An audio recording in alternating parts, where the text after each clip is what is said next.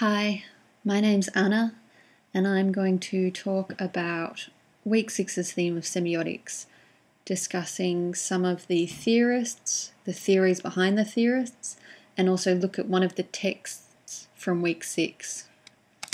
So, semiotics. What is it? Semiotics is the analysis of signs and the study of a functioning sign system.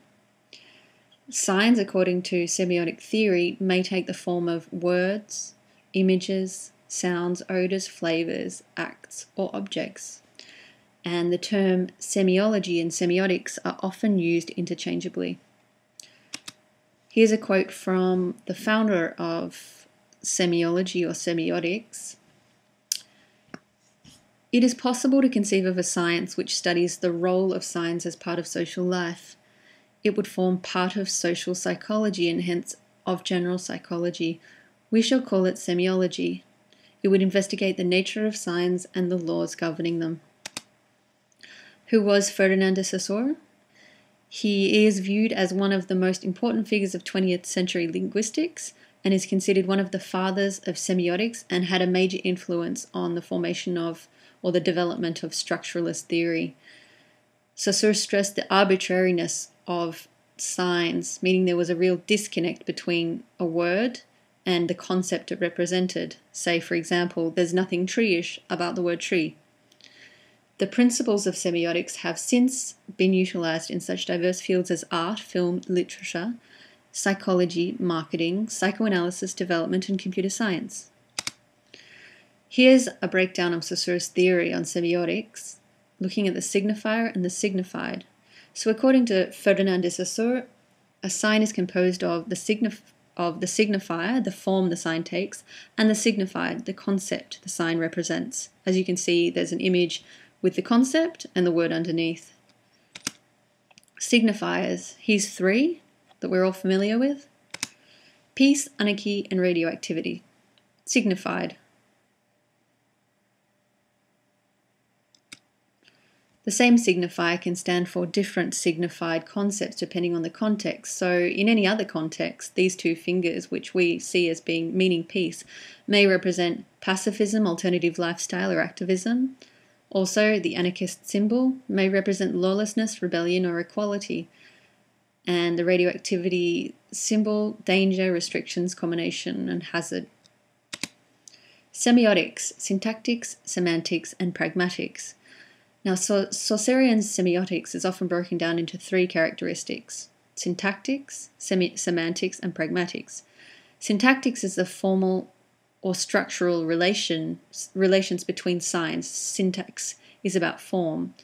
Semantics is the relationship of signs to what they stand for. Semantics is all about the meaning. Pragmatics is the relationship of signs to the interpreter. Pragmatics is about the use. Syntactics, semantics, and pragmatics. For this example, I'm going to look at the international symbol of access.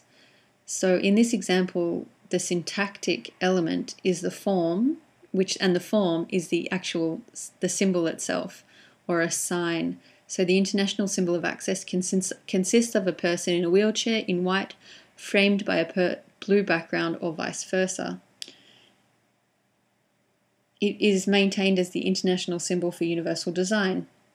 Semantics, or the meaning, it indicates measures have been taken to enable those with disabilities alternative access to service or venues. And although the symbol makes specific reference to a person in a wheelchair, the larger intended meaning is that the venue has purposefully planned for the removal of environmental barriers such as steps to help older people and parents with baby carriages, etc. Pragmatics refers to, pragmatics is connected to the contexts of the sign and how it may change its meaning in different scenarios.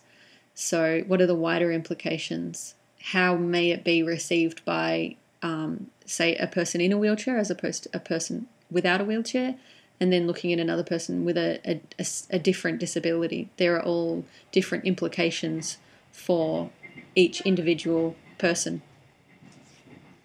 Charles Peirce was another significant figure in the foundation of semiotics or semiology, and he believed that semiotics was the formal doctrine of signs which was closely related to logic and declared every thought a sign. Peirce developed an elaborate taxonomy of types of signs, and his division and subdivision of signs offer the theoretical projection that there could be 59,049 types of signs. Peircean distinctions that are most commonly encountered are icon, index, and symbol. So, semiotics and graphic design. Here I'm going to look at one of the texts for week six, which is Antinomies of Semiotics and Graphic Design by Storkerson. And Storkerson sort of poses the question, if every graphic designer is the manufacturer of a symbol, why is there such an absence of semiotic theory in graphic design? And according to Storkerson, this absence is due to a variety of factors, including how complicated and obscure the terminology semiotics uses, and the sort of the incompatibilities between the different systems and the different theoretical understandings and the methods. And the field is young and ideas need to be refined. And also, lastly, graphic design is not rooted in an intellectual approach, but the tradition of instruction by apprenticeship, where the knowledge acquired can't explicitly be expressed or defined, and designers depend on intuitive and unconscious levels of reception in addition to learned languages.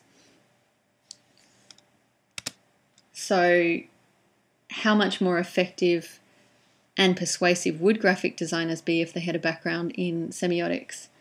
Well, it's my thought that by engaging in semiotics in the process of design, designers may better understand in what ways their work can have an impact on society, both positive and negative, and can actively seek to produce products that are more accessible, inclusive, and respectful to all members of society.